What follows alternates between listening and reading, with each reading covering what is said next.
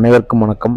Welcome back to வாகன பொழுது channel. இந்த வீடியோவில் இன்றைக்கி என்ன பார்க்க போகிறோம் பார்த்தீங்கன்னா, டாடா அல்ட்ராஸ் வந்து ஹார்ன் அடிக்கலை, அதுதான் பார்க்க போகிறோம். வாங்க வீடியோக்குள்ளே போகலாம். ஸோ ஹார்ன் ஒர்க் ஆகலைன்னு சொல்லிட்டு நம்ம ஃபஸ்ட்டு பார்த்தது வந்து ஃபியூஸ் பார்த்தோம். ஹார்னுக்குரிய ஃபியூஸ் பார்த்தோம். ஃபியூஸ்லாம் வந்து நல்லா இருந்தது. ஸோ அப்படி நல்லா இருக்குன்னு சொல்லிட்டு நம்ம பேனட்டை ஓப்பன் பண்ணி பார்த்ததில் வயரிங் வந்து கரெக்டாக இருந்துச்சு. ஹார்னுக்கு போகிற வயரிங் வந்து சேஞ்ச் பண்ணி ஹார்னுமே வந்து புதுசு முடியாச்சு. ஹார்ன் எங்கனக்குள்ளே வரும், ப்ளஸ் வந்து பார்த்திங்கன்னா ரேடியேட்டருக்கு ஊற்றுற கூலண்ட் ஆயில் டேங்க்கும் வந்து எங்கனக்குள்ளே வருன்றதை அந்த வீடியோவில் பார்க்க போகிறோம்.